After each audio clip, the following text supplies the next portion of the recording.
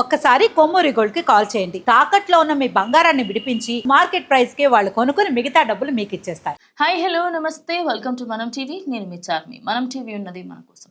ప్రస్తుతం ఎక్కడ చూసుకున్నా కూడా పోలీసులు మనకి భద్రత ఇవ్వాల్సింది పోయి పోలీసులకి సంబంధించి వాళ్ళపైనే అఘాయిత్యాలు, అదేవిధంగా వాళ్ళపైన దాడులు జరుగుతూ ఉన్నాయి.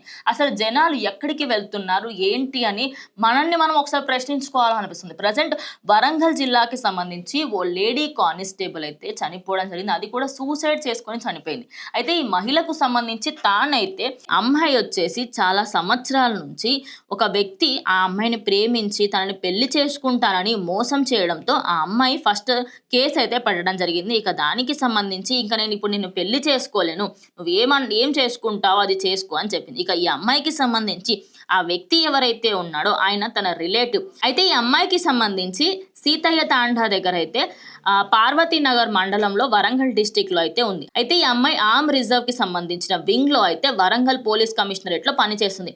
రాజేంద్ర అనే ఒక రిలేటివ్, తనకి సంబంధించిన ఒక బంధువు, ఆయన తనకి సంబంధించి తొర్రూరు మండలంలో ఉంటాడనమాట.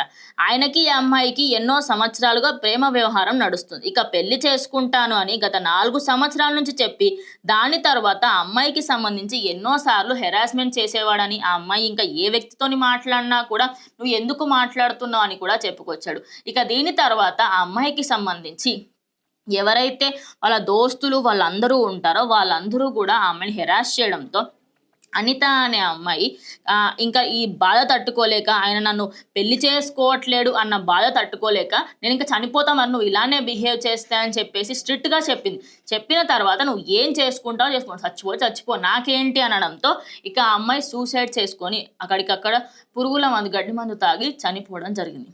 ప్రజెంట్ అక్కడ పోలీసులు అమ్మాయికి సంబంధించి అడిగినప్పుడు, అక్కడ వాళ్ళ పేరెంట్స్కి కానీ అది ఏమైంది సార్ అని అడిగినప్పుడు, ఆ అమ్మాయి ఏంటంటే జబార్లాల్ అనే ఒక వ్యక్తి దానికి సంబంధించిన జీవితాన్ని మొత్తం నాశనం చేశాడని, అందువల్లే నా జీవితం ఇలా అయిపోయింది కాబట్టి ఖచ్చితంగా నాకు న్యాయం జరగాలి అనుకున్నట్టుగా అబ్బాయికి కూడా ఫోన్ చేసి అడిగితే నువ్వు ఏమన్నా చేసుకో, నాకు ఎలాంటి సంబంధం లేదు అని చెప్పడంతో ఇక అమ్మాయి పెస్టిసైడ్స్, అదే మన గడ్డి మందు తీసుకొని చనిపోవడం జరిగింది. ప్రజెంట్ ఆ అమ్మాయికి సంబంధించి అక్కడ పోలీసులు ఉంటారు కదా, వాళ్ళకి అడిగినప్పుడు ఈ అమ్మాయి కంటే డైలీ తన ఆఫీస్ అవర్స్లో కూడా కాల్ చేసుకుంటూ నువ్వు ఆఫీస్లో ఎవడెవరితో ఏం చేస్తున్నావో నాకు తెలుసు, నువ్వు ఎట్లా మాట్లాడుతున్నావు, వాళ్ళతో ఏం చేస్తున్నావు అనేది అన్నీ నాకు తెలుసు అనుకుంటూ ఆమెను కావాలని ఎలిగేషన్స్ చేయడము, చాలా హింసించడము కూడా చేసేవాట.